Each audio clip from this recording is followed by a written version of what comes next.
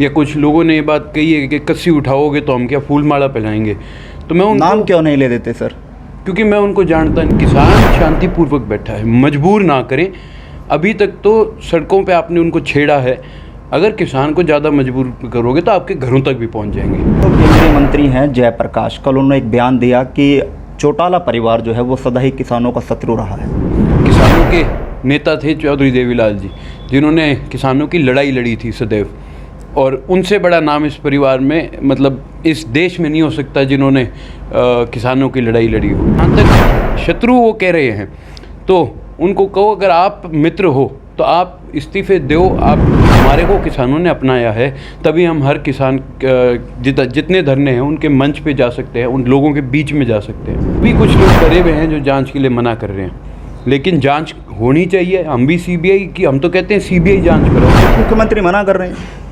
कौन है वो जो जनता के बीच में नहीं आ सकता? वो मैं उसको नुमाइंदा मानता ही नहीं। करण चौटाला इलाहाबाद चुनाव लड़ेंगे। फैसला पार्टी का होगा, और पार्टी भी जनता के बीच में जा करके उनसे पूछ करके फैसला लेगी। आज के दिन में मानता नहीं प्रदेश में कोई सरकार है। नमस्कार, मैं हूं मोहन नायक, आप देख रहे हैं आपका मनपसंद चैनल कैथल टीवी। और आज खास चर्चा में हमारे साथ हैं इनेलो के युवा राष्ट्रीय अध्यक्ष करण चौटाला जी। इनसे जानेंगे, तमाम मुद्दों पर चर्चा करेंगे, किसान को लेकर, सरकार को लेकर, और फिलहाल जो मामले चले हैं उन तमाम विषयों को लेकर चर्चा करेंगे।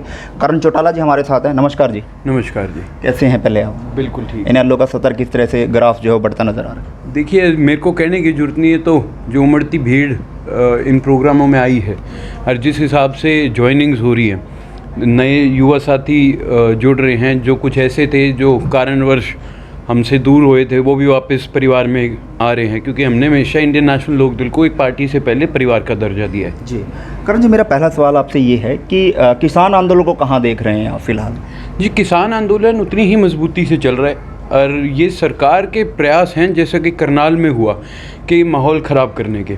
ये सरकार के ही कुछ लोग हैं जो बीच में जा कर के इस प्रकार की हरकत करते हैं, वहाँ पे माहौल ख़राब करते हैं।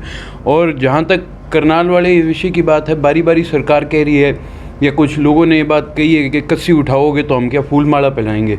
तो मैं नाम क्यों नहीं ले देते सर? क्योंकि मैं उनको जानता नहीं हूँ। वो लोग, उनकी कोई राजनीतिक अस्तित्व मैं उनकी मानता नहीं हूँ, इसलिए मैं उनका नाम भी नहीं लेना चाहता जी। तो उन लोगों को एक बात कहना चाहता हूँ कि किसान शांतिपूर्वक बैठा है, मजबूर ना करें। अभी तक तो सड़कों पे आपने उनको छेड़ा है, अगर किसान को ज़्यादा मजबूर करोगे तो आपके घरों तक भी पहुँच जाएंगे। लेकिन वहीं पर जिस तरह से लाठी चार्ज किया गया, अगर किसान हो या आम जन हो, अगर जाम लगाते हो तो पर्चे दर्ज किए जाते हैं। क्या ऐसे अधिकारियों को या ऐसे प्रशासनिक अधिकारी या सरकार के ऐसे नुमाइंदों को जो आदेश देते हैं उनके खिलाफ कोई कार्रवाई अभी तक देखी नहीं गई, लेकिन किसानों के ऊपर पर्चे दर्ज हुए देखे हैं? वो इसलिए क्योंकि सरकारी आदेश है ना, ऊपर से आदेश आता है, मुख्यमंत्री के दफ्तर से आदेश आता है कि भाई ये काम करना है। आपने जो एक वो वीडियो चली है वहाँ पे अधिकारी की, उसमें स्पष्ट देखा है कि भाई अगलों के सिर फोड़ो। मतलब कैसे अधिकारी हैं, आपने लाठी चार्ज करना है, अगर कोई ऐसी नौबत आती है तो ये आदेश तो स्पष्ट दिया गया है कि सिर फोड़ो उनके। मतलब ये कोई तरीका थोड़ी है।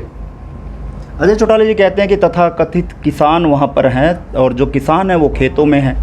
नहीं, किसान अपनी आवाज़ बुलंद करके वहाँ बैठा है, और सही मायने में जो वहाँ बैठे हैं लोग, वो अपने हक की लड़ाई लड़ रहे हैं। अगर किसी को कोई मतलब ना होता तो वो वहाँ पे क्यों बैठते? फिलहाल सरकार की मौजूदा स्थिति को कहाँ देख रहे हैं? सरकार आज के दिन में मानता नहीं प्रदेश में कोई सरकार है, क्योंकि इस ना तो सरकारी जो नुमाइंदे हैं वो लोगों के बीच में आते, ना आकर के जनता से मिल सकते, तो ये सरकार नाम की चीज़ तो है ही नहीं।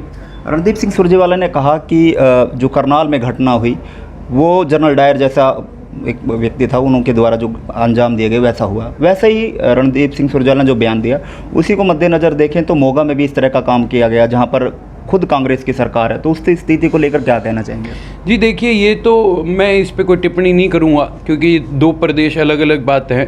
और जहाँ तक कांग्रेस की बात अगर करें तो कांग्रेस हमेशा ही इस प्रकार की चीज़ें करती आई है। अगर कांग्रेस ये कानून शुरुआत में अपनी सरकार में प्रस्ताव में ही ना लाती तो आज ये कानून होते ही नहीं।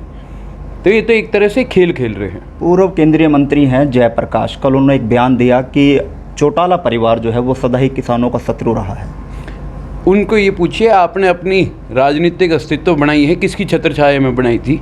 किसानों के नेता थे चौधरी देवीलाल जी, जिन्होंने किसानों की लड़ाई लड़ी थी सदैव, और उनसे बड़ा नाम इस परिवार में मतलब इस देश में नहीं हो सकता जिन्होंने किसानों की लड़ाई लड़ी हो।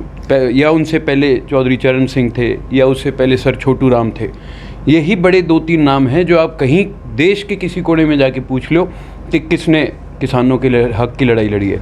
और जहाँ तक शत्रु वो कह रहे हैं, तो उनको कहो अगर आप मित्र हो तो आप इस्तीफे दो, आप लोग आकर के धरनों पे बैठो, आप लोग इतना काम करो जो किसान आपको अपनाएं। हमारे को किसानों ने अपनाया है, तभी हम हर किसान जितने धरने हैं उनके मंच पे जा सकते हैं, उन लोगों के बीच में जा सकते हैं।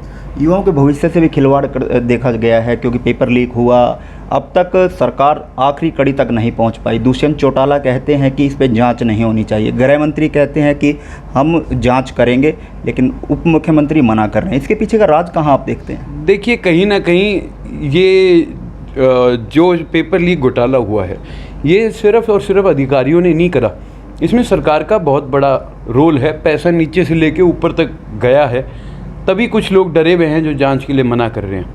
लेकिन जांच होनी चाहिए। हम भी सीबीआई की, हम तो कहते हैं सीबीआई जांच कराओ। उप मुख्यमंत्री मना कर रहे हैं। कौन है वो जो जनता के बीच में नहीं आ सकता? वो मैं उसको नुमाइंदा मानता ही नहीं हूँ। तो मैं तो आपको कह रहा हूँ जांच होनी चाहिए, स्पष्ट हो जाएगा। ये तो वो कुछ लोग कह रहा हूँ ना, मैं डरे हुए हैं। मेरा आखिरी सवाल आपसे, क्या करण चौटाला एलनाबाद चुनाव से अपनी राजनीति सफ़र शुरू करेंगे? क्या करण चौटाला एलनाबाद चुनाव लड़ेंगे? मैं इस पे कुछ नहीं कहना चाहूँगा, क्योंकि ये फैसला पार्टी का होगा और पार्टी भी जनता के बीच में जा करके उनसे पूछ करके फैसला लेगी। ये बात चौटाला साहब ने भी स्पष्ट कर दी थी। कल नरवाना में भी जब ये बात पूछी गई तो उन्होंने यही बात कहा था कि मैं जनता के बीच में जाऊंगा, मैं वहाँ पे उनसे पूछूंगा और फिर पार्टी बैठ के फैसला करेगी कि कौन चुनाव लड़ेगा। बहुत बहुत धन्यवाद। Thank you. और ये थे हमारे साथ करण चौटाला।